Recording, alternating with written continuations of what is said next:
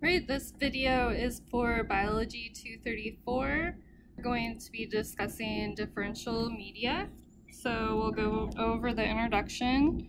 As you've already found, microscopy provides a limited picture of bacterial characteristics.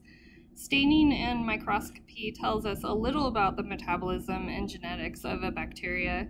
In order to compare and differentiate among the enzymatic processes of bacteria, different media such as selective and differential media are used to detect metabolic and physiological differences. Selective media contain ingredients that suppress the growth of some types of organisms and allow a different type of organism to grow. So, for example, ingredients of McConkey's agar suppress the growth of gram-positive cells while selecting for growth of gram-negative bacteria.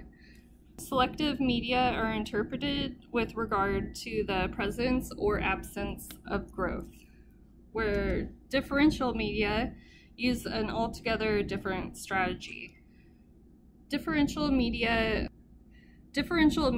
contain reagents that will change color or react due to the growth or metabolism of bacteria. For example, the reagents in McConkey's agar will turn bacterial colonies pink if they're able to ferment lactose. Differential ingredients do not suppress the growth, they react in response to the growth. Some media, such as McConkey's agar, are both selective and differential. When using media that are selective and differential, it's important to remember that the selective assay takes precedence over the differential assay. For example, if an organism does not grow on McConkey's agar, no conclusions can be drawn regarding lactose fermentation. So, mannitol salt agar. MSA is a selective and differential media that contains the sugar mannitol, phenol red, which is a pH indicator, and 7.5% sodium chloride. MSA selects for halotolerant organisms, which are bacteria that can survive in a relatively high salt environment. MSA is differential for the ability of bacteria to ferment mannitol. If a halotolerant organism is able to ferment mannitol, the acids produced will cause the phenol red in the medium to turn yellow. Bacterial growth with no color change indicates halotolerance, but no ability to ferment mannitol. If an organism does not grow on MSA, no conclusions regarding fermentation can be drawn. MSA is used in the clinical environment to differentiate between Staphylococcus aureus and other species of Staphylococcus. Phenylethyl alcohol agar, so PEA, is selective for gram-positive bacteria. The growth of gram-negative bacteria is suppressed by the interaction of alcohol with the outer membrane. Gram-negative bacteria may not be completely inhibited, but the growth will be greatly diminished when compared to growth on TSA. Gram-positive bacteria are typically unaffected by the phenylethyl alcohol and will grow nearly as well as on TSA. McConkey's agar. MAC is a selective and differential media that contains the sugar lactose, phenol red, which is a pH indicator, bile salts, and crystal violet. MAC is selective for gram-negative bacteria. The bile salts and crystal violet inhibit the growth of gram-positive bacteria when compared to a TSA control. If a gram-negative organism is able to ferment lactose, the colonies will turn pink and may have a haze around them. Gram-negative organisms unable to ferment lactose will be colorless. The ability of an organism to ferment lactose can only be determined if there is growth. If there is no growth, no information regarding lactose fermentation can be gathered. Alright, so now we're ready to start the procedure for selective and differential media. You will inoculate plates of MSA, PEA, and MAC with your unknown, a positive control, and a negative control. So I'll gather the materials that we need. So we'll need, so these are our controls. And then this is our unknown. And then I'll grab 3 of each the MSA, PEA, and MAC plates. So this is the PEA, this is the MAC, and then this is the MSA. So now we will label our plates before we begin. So normally it tells you to divide one plate with your unknown and then the 2 controls, but we found that often it'll grow into the other quadrant and then it's really hard to determine your results. So I'm just going to do one streak on 3 different plates so that there's no question about our results. So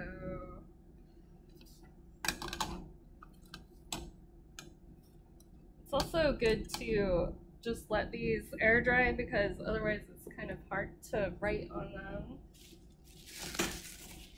So I'm just gonna use a paper towel to remove any moisture.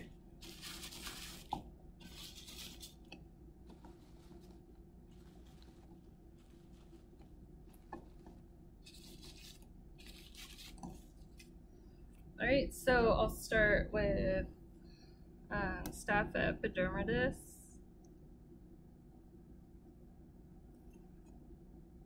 And the date.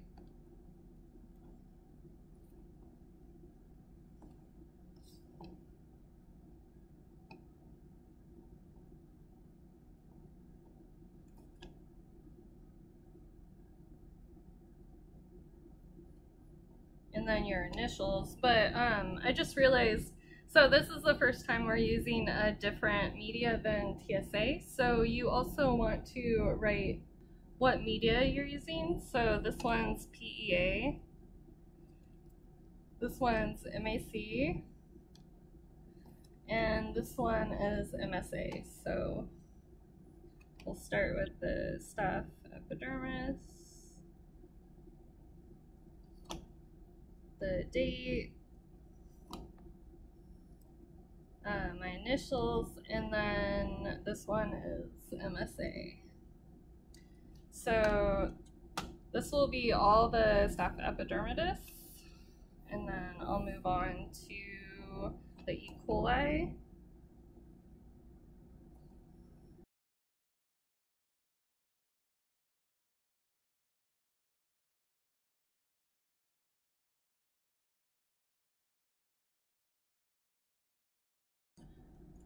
And then this one will be for our unknown number 9.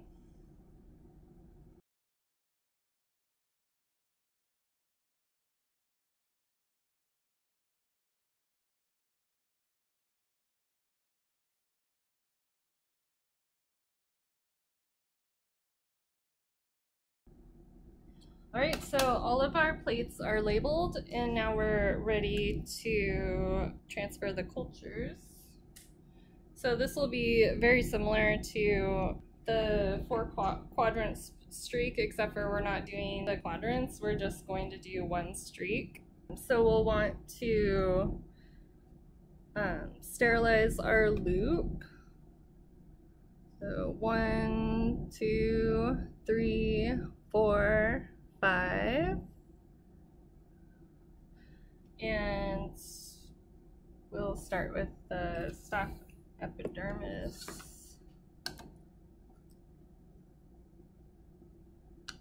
And then you just streak it. And then we'll sterilize their loop again. Then we'll grab some culture and then streak it onto our plate. And then we will sterilize our loop again.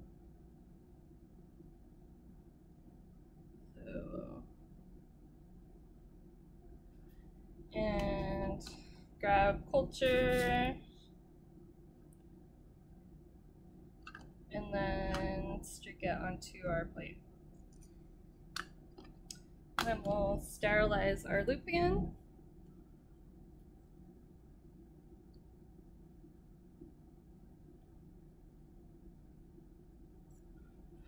And then let that cool. We'll put these off to the side. We'll put this off to the side. So now we will do E. coli. And then I'm going to put unknown 9 by these. So we'll be ready. So now I'll sterilize my loop again. So 1, 2, 3, 4, 5. And then I'll grab some culture. This one. And then stick it onto plate. Then we'll sterilize the loop again. So 1, 2, 3, 4, 5. And then we'll grab some culture, stick it onto our plate, and then sterilize our loop again. So 1, 2, 3, 4, 5. And then I touch it to a blank spot of the auger. Grab some media or culture and then stick it onto our plate and then sterilize your loop again. So 1, 2, 3, 4, 5. And then just let that cool. And now we'll move on to unknown number 9. So we'll sterilize our loop again. So 1, 2, 3, 4, 5. Then we'll grab some culture and stick it onto our plate. And then sterilize our loop again. And then we'll grab some culture, stick it onto our plate, and then sterilize our loop again. So 1, 2, 3, 4, 5. And then